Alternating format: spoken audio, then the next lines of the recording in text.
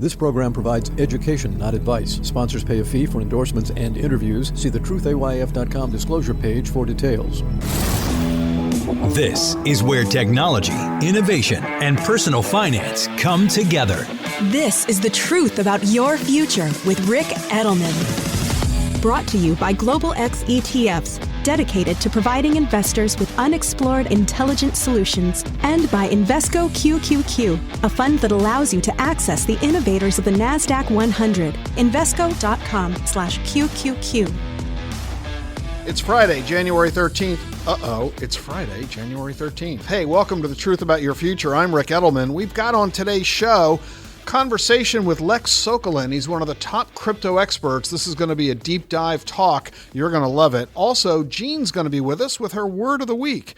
But first, I want to talk with you about Alzheimer's. We've got some good news and some bad news on the Alzheimer's disease battle. The FDA, here's the good news, has just approved a new drug that if you have early symptoms of the disease, it can slow the cognitive decline. The drug is called Leqembi. It's made by a Japanese pharmaceutical company called Eisai and the U.S. biotech company Biogen. Remember, it was Biogen that made Edelman. That was the Alzheimer's drug that was really controversial a couple of years ago. It got FDA approval too, but a lot of patients got brain swelling, and it also really didn't improve anybody's condition very much. And Biogen was charging $56,000 a year for it. In the end, the Veterans Administration and Medicare refused to pay for the drug, and so that drug's really on the sidelines. Virtually nobody's taking it. Now along comes Leqembi, and we've got some more controversy about this drug because it costs $26,500 a year. Now, we got to recognize that 85% of the patients who could benefit from this drug are covered by Medicare, and Medicare says they will not pay for it. So if Medicare says no, the Medicare patients can't get the drug. Oh, yeah, sure. If you're on Medicare and Medicare won't pay, then you could pay for it. You could write the check yourself. But how many retirees in this country can afford to pay $2,200 a month for a single drug? Half the country's retirees live on Social Security. And the average check is $1,800 a month. Leqembi's $2,200 a month. So as a practical matter, if Medicare says no, this drug, even though it exists, even though the FDA has approved it, even though it works, it's unavailable. Medicare says the only way they'll cover the drug is if you're enrolled in a clinical trial. Well, that's great, except that there aren't any clinical trials right now, and there are none planned. So the Alzheimer's Association has asked Medicare and Medicaid to change their policy. But that review process takes 9 months. Even though the FDA has approved the drug, even though there's plenty of supply, nobody's got any access to it. And this situation, by the way, has never occurred with any other FDA-approved drug before. And it's not just this drug that Medicare is keeping away from you. A new study was just published in JAMA, the Journal of the American Medical Association. They're saying that PET scans can tell you if you have Alzheimer's or dementia. And knowing you've got it prompts you to go get treatment, change your lifestyle, the way you eat, stress levels, exercise, etc. In fact, 2/3 of the patients who got PET scans did change their behavior because of the test results. The problem is that PET scans cost almost $10,000. And so, once again, Medicare won't pay for you to get a PET scan to diagnose Alzheimer's. There are 6 million people in the United States who have Alzheimer's. That number's rising every year. There's going to be 50 million by 2040. Why the big increase? Because so many of us are living so long. The odds of getting Alzheimer's at age 60 is 1 in 10. But by the time you're 90, it's 1 in 2. With everybody living into their 90s, half of this country's elderly are going to have Alzheimer's. Imagine if Medicare and Medicaid had to pay $10,000 for every retiree to get a PET scan. It would bankrupt the system. Medicare, for example, would spend as much on Leqembi as it spends on every other drug it covers combined. This is a sad state of affairs for sure, but it's a realistic one. Money gets in the way of healthcare delivery. It's just the way it is. That's the situation we're in. So the message, what's the moral of the story? What's the financial planning conclusion for you? Don't reach retirement without lots of money.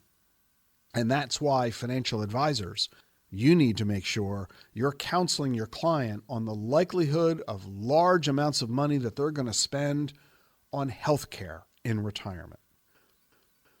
All right, let me switch gears here for you, something a little more upbeat. And in fact, that may help you get the money you need in retirement. My new book, The Truth About Crypto, has just hit 2 more Best Books of the Year lists this week.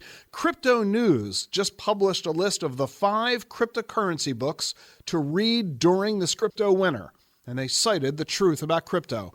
They say it has explanations easy to grasp. After reading this book, you'll have a greater understanding of why blockchain know-how and digital currencies are right here to remain, how they'll develop within years to return, in addition to sensible steerage on the good funding prospects obtainable in this new asset class. And also Finbold has a story they wrote, 5 crypto books to read if you want to understand more about the space.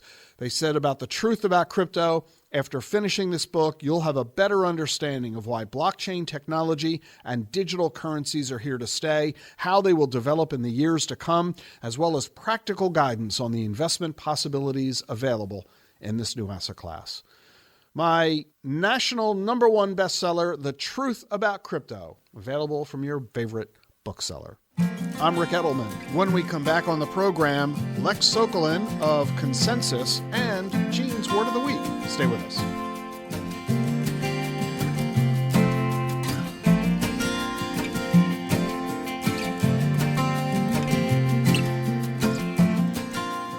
The Truth About Your Future is sponsored by Global X ETFs.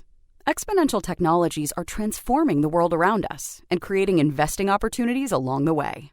Artificial intelligence, blockchain, and clean energy are among the breakthroughs shaping new possibilities for the future. But is your portfolio keeping up? Visit globalxetfs.com to discover how you can invest in these and other disruptive innovations.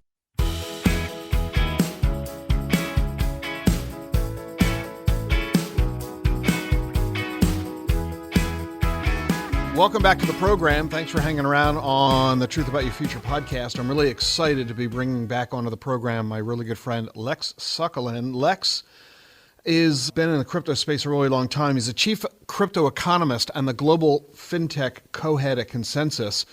Everybody in the world of crypto knows Lex. If you're not in the world of crypto, you might not. But Lex is a futurist. He's an entrepreneur, works with the next generation of financial services.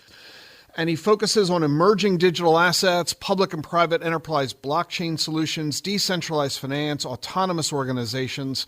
Before joining Consensus, Lex was the global director of fintech strategy at Autonomous Research. That was later acquired by AllianceBernstein. He covered there AI, neobanks, robo-advisors, mixed reality, you name it. He's also the former COO of Advisor Engine, CEO of Nest Egg Wealth, and he had prior stints at Barclays, Lehman Brothers, Deutsche Bank. Lex has a JD MBA from Columbia, BA in Economics and Law from Amherst, and you see his columns in the Wall Street Journal, The Economist, Bloomberg, FT, Reuters, American Banker, Think Advisor, Investment News, everywhere, and he's on the lecture circuit along with me at industry conferences all over the country. I think, Lex, the first time we spoke together was at Schwab, I don't know, was that 10 years ago? More than that, I think. Yeah. I need to trim that bio is my takeaway.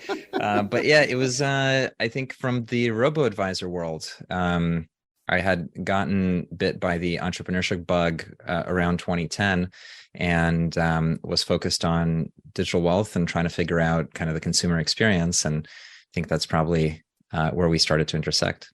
When you were getting your law degree and your joint law degree and MBA, were you expecting to enter the crypto field? How did you go from there to here? That's very, very kind of you to bring up that degree as being useful. In other words, it's not. I'll give you the honest answer, and it's a 3-part answer. So the reason I went after the JD MBA, which is a law and a business degree, was I was telling myself a story that senior people in finance seem to have some combination of legal and business experience. And if you looked around Wall Street at the time, I was at Lehman Brothers, which, God bless. Look what good it did them. Well, Dick Fuld did not have a law degree, but the CEO of Goldman was a lawyer, Blankstein. And then the CEO of, I think Morgan Stanley was also a JD MBA.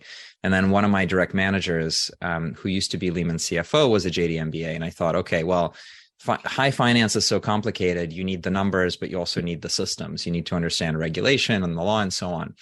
And that was the story that I applied to Columbia with.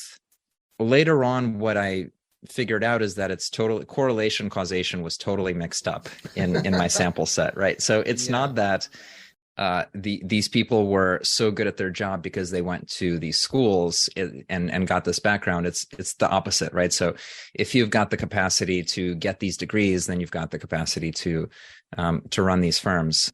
But I don't regret it because I got 4 years of freedom and federally subsidized, you could say federally subsidized venture funding, right? 400 grand of loans to try and start a business and to have the freedom and kind of remove the pressure of very day-to-day life. And so I felt like I had a community and I had the freedom to try out something that otherwise I'd probably be too risk averse to do. And, starting a company as an entrepreneur, the legal skill set is really important because you're doing all the corporate law stuff by yourself, even though it's not very large or impactful, but you might be drafting contracts, you might be drafting, you're dealing with a board, you might have some small transactions. And certainly in the RIA space, having a sense for regulation, figuring out what's a broker dealer, what's an advisor, what are the legal limitations is interesting. But then once kind of crypto opened up, and for me, that was closer to 2017, once crypto opened up, it was kind of a dream, actually. And that legal background does translate quite well to crypto because all of a sudden you're thinking about economics, but you're also thinking about economics in the context of a very different legal system and a very different property rights enforcement mechanism. And you almost have the opportunity to, instead of building companies, building constitutions and little economies and tribes that have their own legal rules. And so I think there's some usefulness that's come out of that federal investment in my education. College is a whole nother conversation that I talk often on this program, as everybody knows, because I'm so critical of America's higher education system. $400,000 to get a law degree and an MBA, neither of which you particularly use, and the years that it took you to get those degrees. That's a whole nother conversation. Fortunately, some who obtain them are able to turn that into economic ROI to justify the time and money spent to obtain them. But as we all know, tens of millions of Americans are in student loan debt without having a degree. 39 million Americans have student loan debt but don't have a college degree. And they're in occupations that they're never going to bail themselves out of this. And we know the mess that we have with 1.8 trillion in student loan debt and blah, blah, blah. I'm not going to go there. I'm glad that your experience proved to have been worthwhile.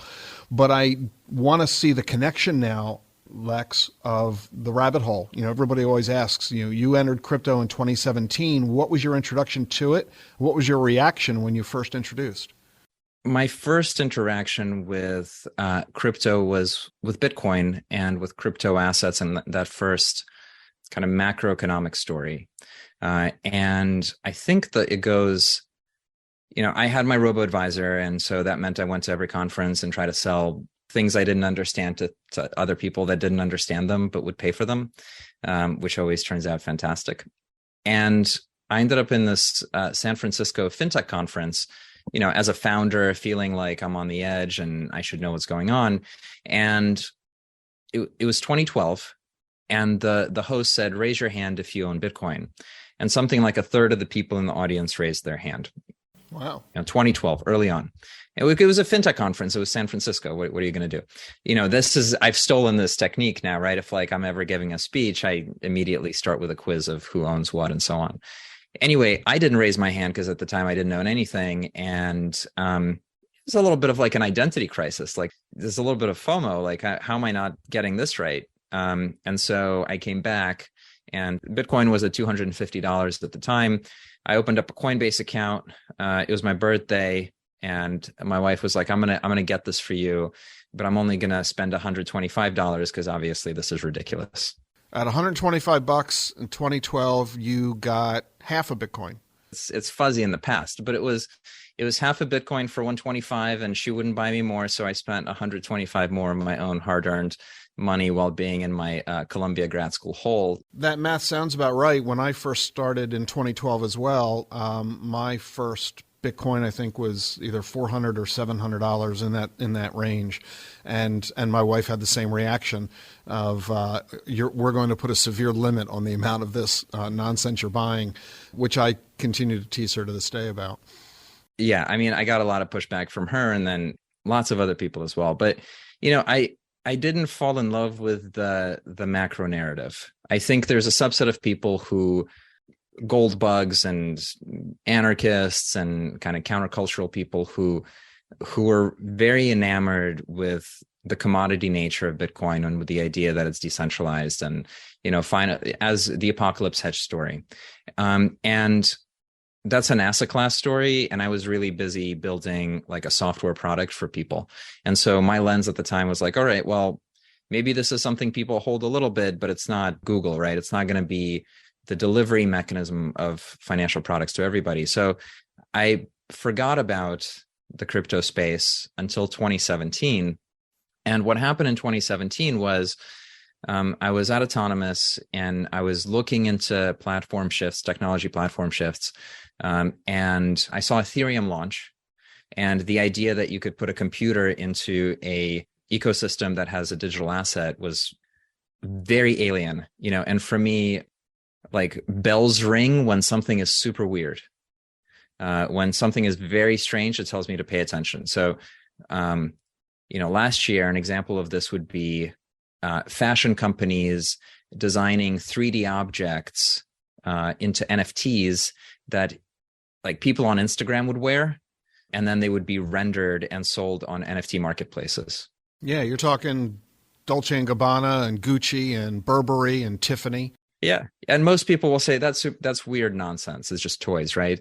And I had that sense about Ethereum and the coin offerings that were starting to pop up. And by that time, I had also been watching the equity crowdfunding field, and my thesis, having done robo-advice, was people hate finance. It makes them feel bad. And most people will not choose to interact with financial products. There are some people for whom it's an addictive drug and they like it and their personality is wired in a dopamine way. But for most people, they'd like to delegate and it makes them feel bad. And so that was consistent with equity crowdfunding. Equity crowdfunding largely is a failure. There's not a giant wave of retail interest to pick horrible private companies that then, lose all their money and replace venture capitalists. It didn't happen like that. But there was something different about Ethereum and the token offerings there, where actually people loved being part of it, and crowdfunding actually started to work, and it was very counter to my intuition. And then as I tracked the space, and I had clients that were interested in it, I started to see dozens, hundreds, and then thousands of startups all trying to build companies and various protocols of very different types. So financial ones, data ones, pure technology protocols, health protocols. And in 2018, all these projects most of them ended up failing and being a bad deal.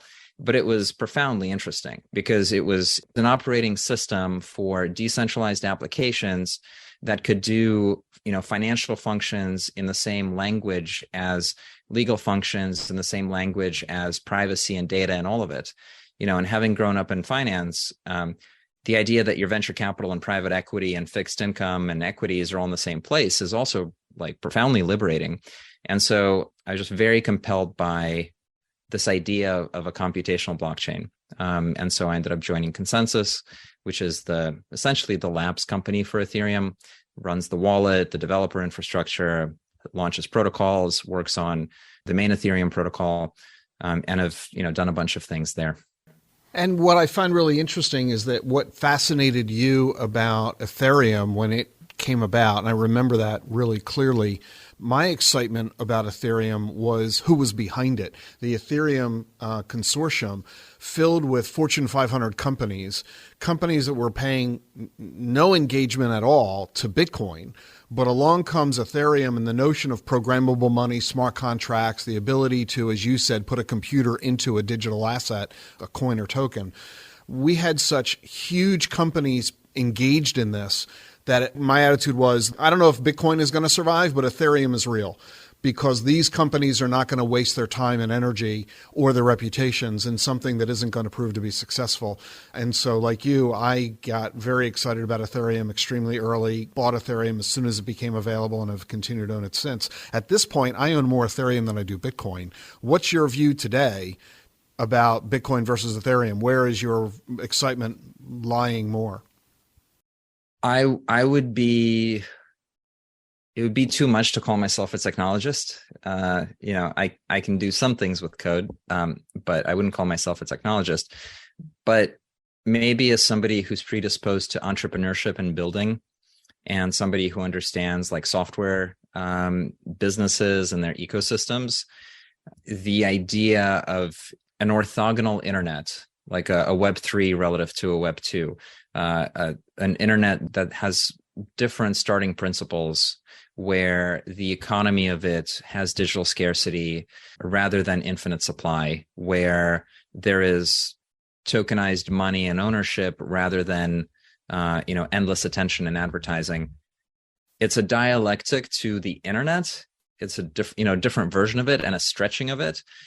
And I think the scale of that is far beyond finance or an asset class. I think the scale of it has impact on the fabric of our society, of like what businesses are, what corporate structure is, what money is, how software works, and like it's the cloud and a money reinvention all at once. It's janky. It doesn't process a lot. It's very pixelated and it lags, but I think the core idea in it is quite magical. And so for me, the Web3 themes are just much more aligned with what I find compelling, which is entrepreneurship, building stuff, like making things for clients, creating value in that way. I think the Bitcoin thesis is, in many ways, because it's simpler, it's more powerful, and I find that people who are very loud about Bitcoin, they can get really loud because they have like the one message, and it's a sharp message, and because it's very divisive, it's even more effective. So the people who you exclude will be excluded, but the people who you attract will be attracted to you a lot more than sort of somebody you persuade halfway. And so I think it's great to have a decentralized store of value that's independent of central bank supply and demand control. I think it's a really useful thing to have. Meaning Bitcoin. But in terms of intellectual curiosity, I mean, I haven't thought about Bitcoin for years, to be honest with you. Does that mean you don't own any Bitcoin at this point? I own some Bitcoin. My Ethereum position is certainly quite a bit bigger. So we both are friendly with Michael Saylor, who is one of the most vocal Bitcoin advocates, as we know. And we both know what Michael has to say about the reasons why he is so much in favor and supportive of Bitcoin. And as you noted, his arguments are pretty good to the extent that they go. That's the thing. It's like really exciting, but sorry, interrupted you. You're absolutely right. It is exciting. It is persuasive. It is a powerful intellectual debate. But your attitude, and I think mine as well, is that only goes so far. That really doesn't spill over into the world of commerce, the practical application of the technology into helping businesses operate faster, safer, cheaper than they can with existing technologies. And that's, I think, why I'm excited about Ethereum as a tool for commerce. And am I putting words in your mouth to say that? Yeah, I mean, I think, look, there's things to say about payment rails, and kind of Bitcoin as a currency that subsumes payment rails in potentially at some point, if the tech were to be more performant. But it's like, let's say the European Union digitized to such an extent that the entire currency of the European Union is now Bitcoin. Okay, fine. I can buy my sandwich in Bitcoin instead of buying my sandwich in USD, or like I just don't care. That's the difference, I think, between wearing maybe the chief investment officer hat and the chief product officer hat, whereas sure, it's a better money and it might have a great investment return. If the thing you primarily care about is investment return versus the world burning, and that's exciting to you and you want to track that, I think the Bitcoin macro narrative is where you want to live. But I'm much more interested in the types of things that can be built in and around blockchain networks. Like what kinds of software, companies, protocols, and projects that are different and distinct from the businesses that have been built over the last decade and a half. Like, what are those thousands of applications? What can they do being programmable, incorporating digital assets, and so on? I want lots of, I wish much more Ethereum was actually denominated in Bitcoin. I wish many more NFTs were bought and sold using Bitcoin. And the thing about Ethereum that happened is that Ethereum actually became useful. And the reason Ethereum became useful is because you could use it to buy experiences and stuff that you like. So you can actually live in a Web3 environment. There are things you can do with your capital gains. And that's in part why there's this constant innovation, because people generate capital gains holding Ethereum, or then they go and they create a protocol. They create Compound or Aave, or they create some DeFi protocol. And then people use ETH inside of that protocol to achieve some goal. And then that creates value in the token of the protocol. So there's capital gains, and then people go and invest that. And then all of a sudden you have, the arts, you have digital artists coming to the space and building tokens that, again, other people can appreciate and buy. And so there's a creative loop, and there's an economic differentiation that happens because it's composable. There are different kinds of things you can do. And I think that's really interesting. So is there any reason then to buy Aave or Algorand or Polygon or, you name it, as opposed to just simply owning Ethereum? Or do you need to go to those other coins in order to gain the economic potential that Ethereum initiated but won't in and of itself fulfill? Yeah, I think the analogy I would go to, because evaluating tokens is very difficult, including talking about fundamentals. Much of the value of tokens is caught up in the macro cycle, and how much the value of tokens is caught up in the macro cycle is determined by how much integration of the crypto economy we have into the traditional economy. So the more institutional investors, i.e. hedge funds, the more Apollo and Tiger, hold crypto, the more crypto is going to behave the same way as Google stock, because the entity holding them will trade them in the same way, therefore creating correlation. As we have discovered in 2022. Exactly. So what you thought you had an early stage venture class that was uncorrelated, and instead what you're holding is a hedge fund shorting tech and, high beta stocks into zero. Anyway, putting all of that aside, somebody might want to buy Apple stock because they think the iPhone is a great platform for mobile applications. Right. So the iPhone is infrastructure for iOS. Within iOS, you have lots and lots of mobile applications. You have millions. And so you might say people are going to use this thing as the remote control to their life. And it's such a great device. And Apple's going to do great because it'll be adopted. And there's an adoption curve according to which this is going on.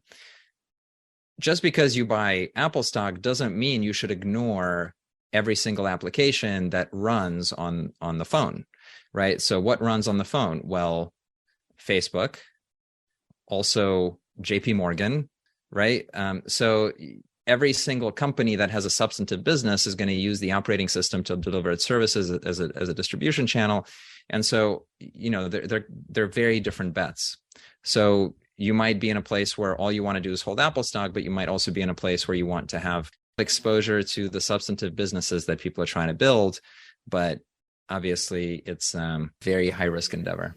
Now, we've been talking in a pretty deep conversation among cryptologists, I'll call ourselves, people who are at least familiar and if not fully immersed in the crypto space. But let's admit it, Lex, the vast majority of Americans still don't know much at all about any of this. And that includes, unfortunately, financial advisors themselves who have very little training and experience in this field as well. And that's, I've just described pretty much everybody listening to the show. This is not a crypto show. I'm not Pomp, and my audience is not as sophisticated and knowledgeable as his in the crypto space. You tend to spend a lot of your time talking to people in the crypto world. I do a bit of that myself as well, but this show is being listened and watched by people who may be crypto curious, or maybe they're kicking and screaming, highly annoyed that you and I are talking about this subject for as long as we're talking about it. So let's go backwards. I want to go backwards before I go forwards. And in the world of backwards, the one thing that everybody is familiar with is FTX. So we have to talk about the elephant in the room. What has the saga of FTX meant for crypto? What is the takeaway, if there is one? What is the message we should be conveying to those who are listening and watching as they combine the crypto conversation with the FTX conversation?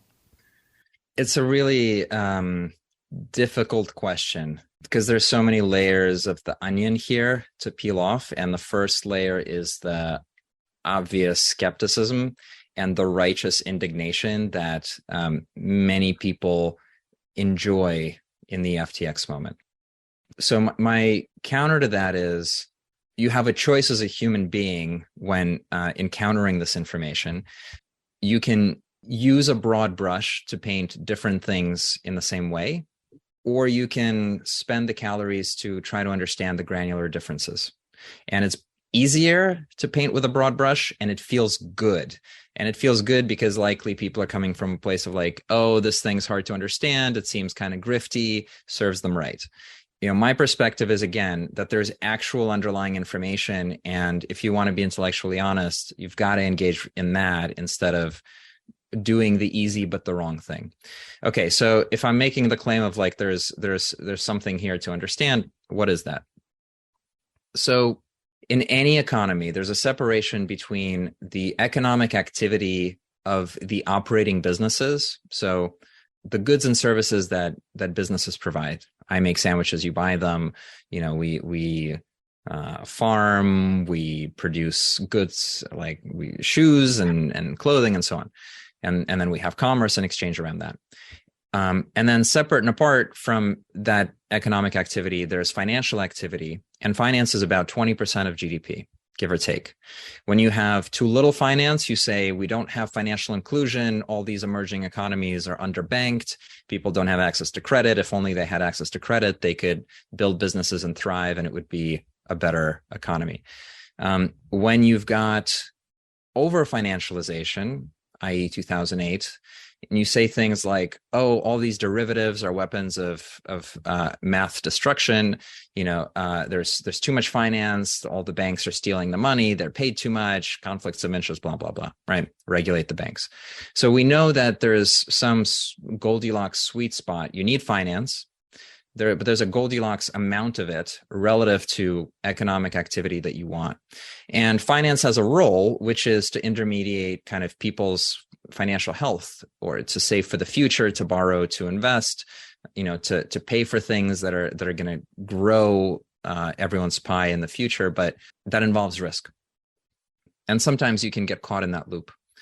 So for crypto, what I believe in is that I believe the architecture crypto provides as a technology is an economic architecture to create an operating economic environment for digital exchange, digital assets, and digital objects. Like, I think our internet of attention and advertising and all that stuff is over time going to be in part replaced by commerce and labor and production around digital objects, digital goods, and all of that's going to sit on the economic architecture of Web3. However, we're in this bootstrapping phase where the financial services aspect of it is very asymmetrically large relative to the GDP of Web3. And so there's a lot of over-financialization against a fairly small economy. So people get excited about trading tokens or holding them in their portfolio. People get excited about using leverage protocols to lever up their tokens, to buy more tokens, and so on and so forth. And so there's a lot of financial engineering that has gone on over the last 5 years, because that's something this economic architecture is very good for. And so the balance between having a productive economy and then having lots of financial players is out of whack, and that has to be changed. On top of that, kind of getting to the specifics of FTX, when you look at finance in the crypto world, it's no different than finance in 2006 in the traditional world, and no different than the finance in 1929, and no difference than a millennia ago. So the patterns, the behavioral patterns that people have around savings and paying and banking and investing and borrowing, they're all the same patterns. And so the mistakes that people make are also of the same type. And so what we've seen, where FTX is the final kind of symbol of it, but what we've seen in the financial liquidation in the crypto market since the beginning of 2022 is a very traditional financial crisis. There was an asset that blew up, and that was Terra Luna, and that was a pretty large asset. So it was a $40 billion market cap protocol with a stable coin that was financially engineered in a way. You can think of it as a risk gone wrong. So that was an investment that legitimately was part of the crypto ecosystem, was poorly designed, ended up blowing up. And so that created a loss. You can compare that to the loss that the underwriting mistakes during 2006 to 2008 led to, right? So the issues in the mortgage MBS crisis wasn't that people don't need homes; it's that the underwriting was incorrect and the defaults were much higher, and therefore all of the financial instruments and the derivatives that sat on top of the exposure blew up. People still need homes. Similarly, in the crypto world, we still need the architecture, but the financial engineering was such that it created a blow up and a bad exposure. And then there was a series of companies that had exposure to Terra and Luna, and these companies were not like crypto native protocols. They weren't digital asset companies. They were companies that were centralized exchanges, which, in the traditional world is a combination of a custodian, exchange, broker-dealer, and advisor packed into one with very little controls and regulation and disclosure. And so companies that were in the business of selling and holding tokens as investments ended up absorbing that giant $40 billion hole. And so you saw things like Voyager and Three Arrows Capital and Celsius start to blow up. So Three Arrows Capital was an asset manager. It lost a lot of money through Terra. It had borrowed from other companies from their lending desks, which blew up the lending desks of those companies, which created a run on the bank cycle where people sold the assets, which then led to, larger players like FTX starting to sell off their good collateral, i.e. Bitcoin and ETH, and then ending up sitting on their bad collateral, which was the FTT token. And then retail runs on the bank to put money out and all sorts of other shenanigans. And in the case of FTX, very likely pretty straightforward fraud, which again has very little to do with software architecture or crypto assets. And so you have this financial liquidation cascade that has blown up the economics of the industry and has created a lot of fear. And in my mind, it's very regrettable that people don't separate out the financial crisis of pretty traditionally structured broker-dealer type firms from the people building blockchain technology and building this new operating system with, novel businesses and protocols, and kind of conflating the two things. So you've taken us from the past and you're walking a little bit toward the future, which is where I wanted to go next. If FTX was, in the end, as you've noted, nothing but a fraud, just as Bernie Madoff was a fraud, he wasn't representative of the stock market, and Charles Ponzi was a fraud, not representative of banks and businesses in the 20s. What does that mean for crypto going forward in terms of what people think and feel about it? Do we shrug our shoulders and be dismissive of FTX, or is crypto filled with nothing but Sam Bankman-Fried's? Is the whole thing nothing but filled with con artists and crooks and fraudsters? Or is that, as you noted, just the sideshow that is inherent with any investment category, and we need to invest in spite of or despite the existence of those folks? Can crypto survive this? And if so, how long will it take for people to put this into their rearview mirrors? Yeah, so I think what we're talking about is the financial sector trying to sell crypto assets to retail, right? Like that's what FTX is. And I'm going to keep trying to draw this line because it is fundamentally different from, the technologists that are building applications on Ethereum. Trying to build a company versus trying to be an investment banker for companies, different things.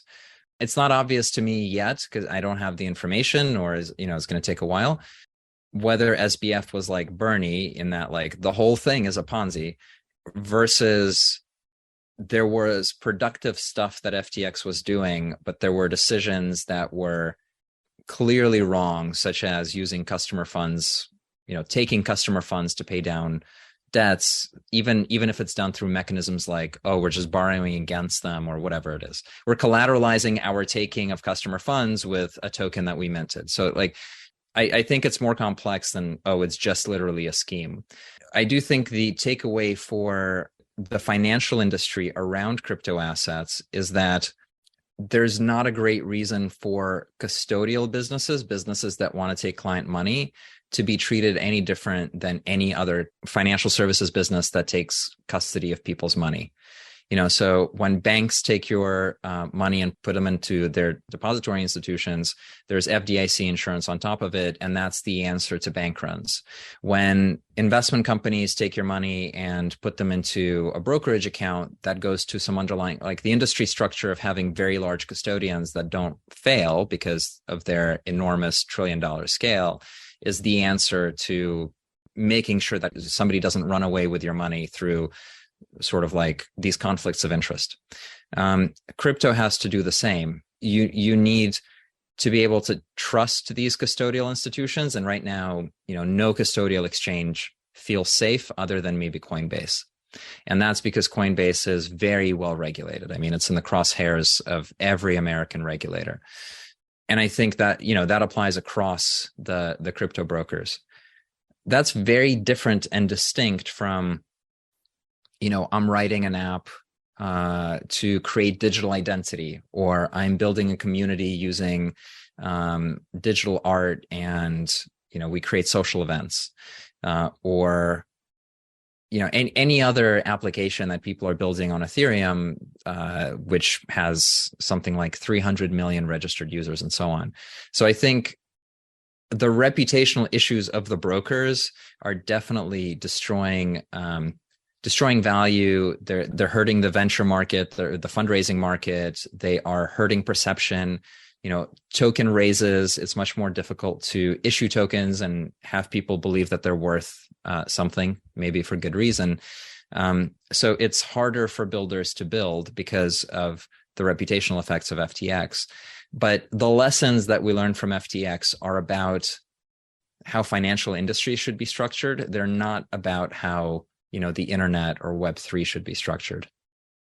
The common criticism that I often hear from those who are skeptics is that crypto doesn't work, that it doesn't solve a problem, that it's the so-called solution in search of a problem. I remember when Microsoft launched the mouse back in the 1990s, and the very first review I read of the mouse was, "It's really cool, but what is it useful for?"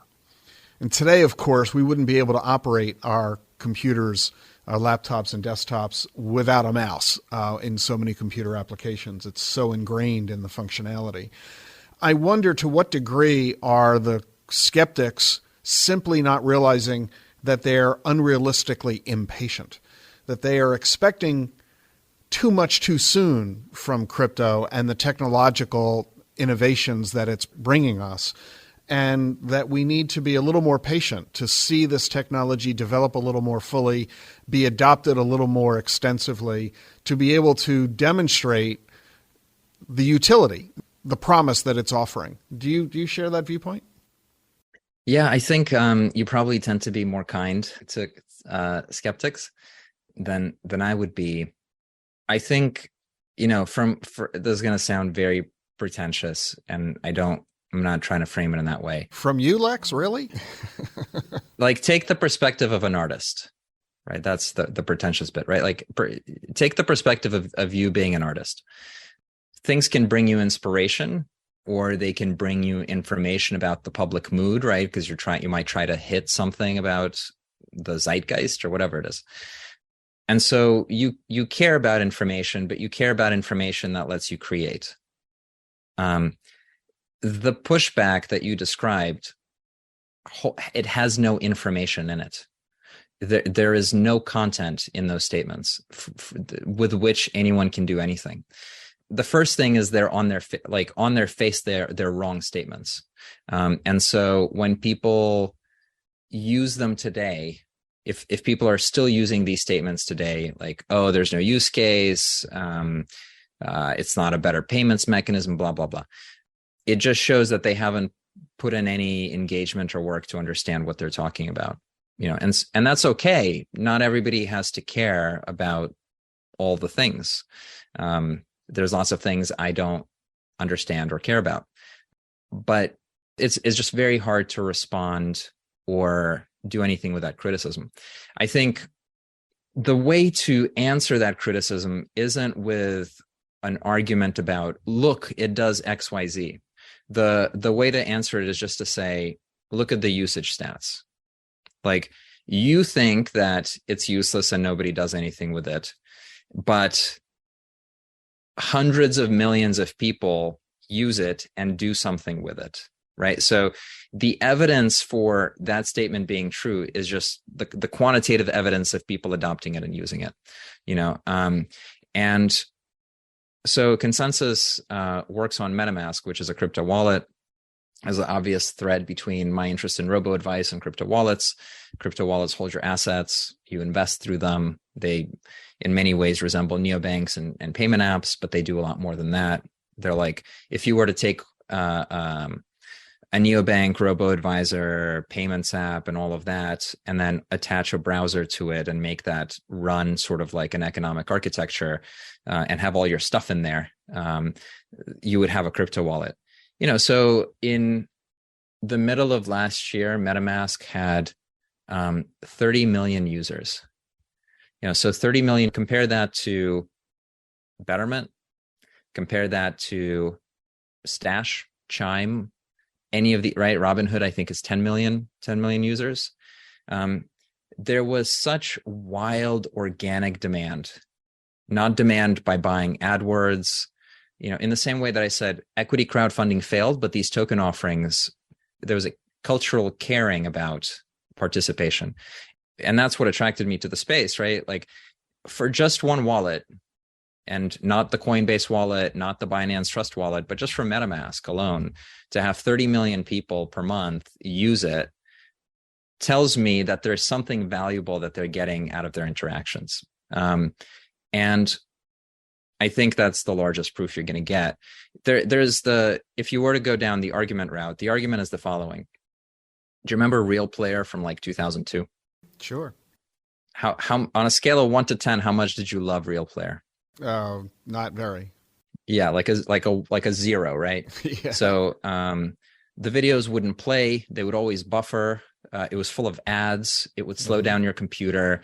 There was no content on it. It was horrible.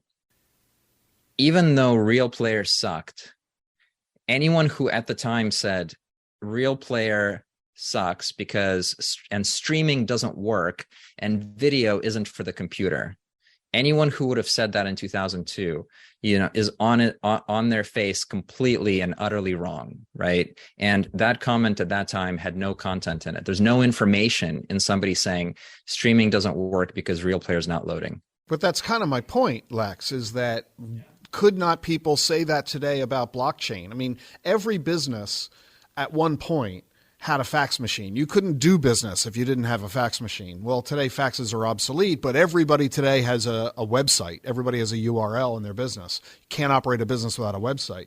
But I'm not sure that every business today is using blockchain technology. So at what point are we going to have it as ubiquitous, where streaming video is ubiquitous? Everybody everywhere does it. Yep. At what point are we going to be able to say that about Bitcoin, Ethereum, MetaMask, Web3, blockchain, et cetera? We're not there yet. As you said, it's hundreds of millions out of 8 billion on the planet. Yeah, I mean, if you were to put my feet to the fire, I'd probably give you a 20-year target. And there are two analogies. The point about real player is that obviously we have YouTube and TikTok and everything's video and it's streaming. So the two analogies are video games. So imagine Pong or Super Mario Brothers, and it's pixelated and it's got 16 bits, right? And it's got 4 colors or 8 colors. And now fast forward from that, draw the line to the entire Mandalorian series. Everything you see on screen is people in front of a green screen, and the background is the Unreal Engine, which is from Epic, which is used to render video games, right? So the entire Mandalorian is that fidelity of imagery, right? Draw the line from that to Pong. And then the person who's complaining about Pong not being engaging or beautiful, that's what you sound like about blockchain if you're a skeptic. The other analogy is artificial intelligence, and it's been fascinating since 2012 to kind of pick up this argument, because the AI we're enjoying today is actually 60-year-old math. And there were 3 different waves of venture investment in AI over the last 60 years. And all those 3 waves died. They all failed because there wasn't enough compute power and there wasn't enough information. And, what are you going to do in the 70s with your complicated neural network? Nothing. So again, it may be that the blockchain journey is a 60-year AI journey until one day, it can GPT-3 and pass the Turing test. I hope it's not that long. But again, that skepticism doesn't mean you shouldn't try to make it real. This has been a very fascinating conversation, and I think you're demonstrating once again to those who may not be as familiar with you, Lex, as I am, and just how deep you are in this space and how knowledgeable and helpful you are for folks learn about this. By the way, Lex is on our faculty and teaches one of the modules in our course on for advisors who are obtaining their certificate in blockchain and digital assets. Your module is one of the most popular of all the modules in our course, as you know, Lex. Tell us about Consensus. If people want to learn more about the work that you're doing and the work that Consensus does, how do people learn more about Consensus? Absolutely. So the one thing I would advise your listeners is just to have curiosity. That's the only thing you need to do, is just to have a little bit of curiosity. So check out MetaMask, metamask.io, and play around with your crypto wallet. And then if you're interested in some of the things that I cover, I also publish a newsletter at fintechblueprint.com, which opens up all these themes. And you can always find me on Twitter at Lex Sokolin. That's Lex Sokolin here on The Truth About Your Future. Lex, thanks for joining us on the show today. Always a pleasure. Don't go away. Coming up next on The Truth About Your Future, a visit by my wife, Jean Edelman, with her Word of the Week. And remember, if you miss any of our weekday podcasts, you can listen anytime you like at wherever you get your podcasts and at thetruthayf.com.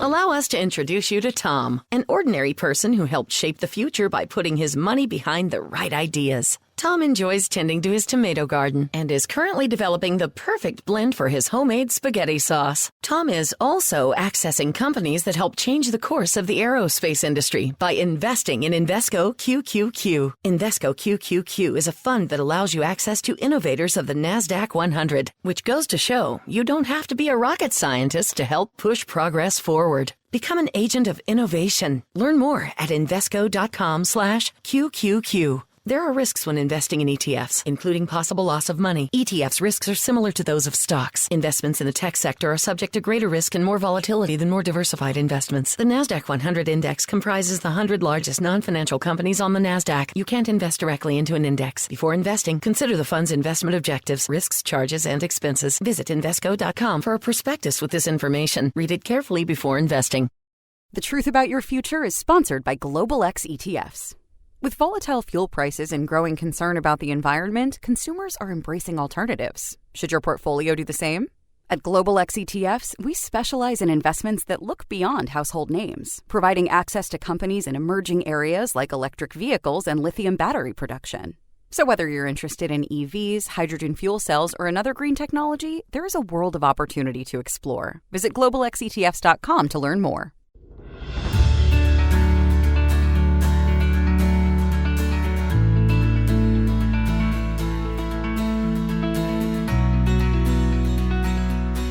You know, for the past couple of years on my radio show and podcast, we've been presenting to you Gene's Word of the Week each week. And I'm going to play for you Gene's Word of the Week this week. However, I want you to know that Gene's segment, Self-Care with Gene Edelman, is now her own independent podcast. And the new podcast premieres every Thursday. And so Gene's segment, which I'm presenting to you today, actually debuted yesterday on Gene's own podcast. So you can listen to her podcast, subscribe separately to Self-Care with Gene Edelman. It's available at thetruthayf.com and everywhere that you get your podcasts. Here's Gene. Each week, we'll explore a word that I hope gives us perspective and provides an opportunity to pause and check in with ourselves. For decades, I've been a student of the healing arts: Reiki, traditional Chinese medicine, homeopathy, acupuncture, plant-based, and macrobiotic cooking. Join me on this journey and hear my word of the week. Great to be with you this week. I have my buddy here, Hoshi, so she's going to be with us today. Today I want to talk about journaling. I've talked about it many times, but did you know, are you familiar with all the various types of journals? I thought we could talk about it today, and then it would be fun to see what resonates with us each day, and then we could have some fun with it. So the first type of journal is what we call narrative. This is where we write about what's going on and how we feel about it. It's a wonderful opportunity to process our emotions as we write. The one thing I want us to remember about journaling is that these words are just for us. This is our opportunity to find some quiet and process our life, our emotions. And so you don't have to worry. There's no right, there's no wrong. Just have fun with it. The second type of journaling is intuitive. And this is where we're trying to seek clarity. We've got a problem that we really want an answer to. And this is where we could sit, we could write out our question, and then write down whatever comes after it. This is a really nice and fun type of journaling. The next is our gratitude journal. This is a wonderful journal to have. Make the list of things that we are grateful for each and every day. And each of us have so much to be grateful for. And so remembering that each day is very important.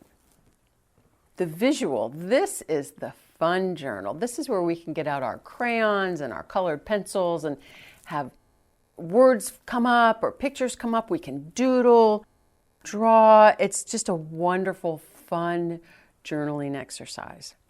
The next one is stream of consciousness. This is where we just sit and we write whatever is on our mind, words, whatever. Just keep writing and writing and writing until there's no more words and no more emotions. Very, very healing. And then we write a journal of what's going well, ongoing positive elements of our life, ourselves and our family and friends. So these are just a few variety of different types of journals. And so our action item for the week is to see what resonates with you. Try something new. What feels good? And the beauty of it is that we could go one from the other. There's no right or wrong, just whatever feels good that day. And so my word of the week is very simple. It's pen. The P is for peace, because when we are sitting, just us, with a piece of paper and a pen, no one's judging us, No one's reading our words. It's only us and the paper. We can express our emotions, our desires, our dreams, and there can come inner peace and inner calm. We can move out our anger, frustration, sadness, confusion. We put it all on the paper and then we tear it up or we burn it. It's a wonderful, wonderful release. The E is for emotions. You know what? There's so much going on in the world. We need to process our emotions. We need an avenue to be able to let go. And so this is a beautiful exercise to just write down. Remember our movement, remember our breath. But the key is that writing and then burning it, tearing it up, letting it go, that helps heal and that helps us process. And then you know what? We get to write down a new chapter. How do we want our new ending? How do we want our new day? And then the N is for navigate. When we write something down, we're actually setting an intention. And then that intention can help us create a path that would lead to a more joyful and fulfilling life. I encourage you this week to really play and practice with the journaling and have fun with it. Have a great week, everyone.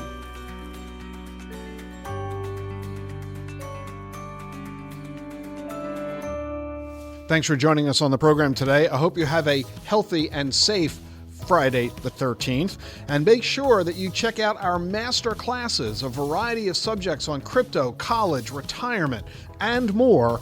All of these master classes available to you for free. Just visit thetruthayf.com. I won't be with you on Monday. We'll be celebrating, along with you, Martin Luther King Day. So our next show will be Tuesday, where I'm going to tell you whether you lost more money last year in bonds or in crypto. The answer is going to shock you. Stay with us for then. I'll see you on Tuesday. Have a great weekend. The Truth About Your Future with Rick Edelman has been brought to you by Global X ETFs, dedicated to providing investors with unexplored intelligent solutions, and by Invesco QQQ, a fund that allows you to access the innovators of the NASDAQ 100. Invesco.com/QQQ. Get the truth about your future with Rick Edelman. It's thetruthayf.com.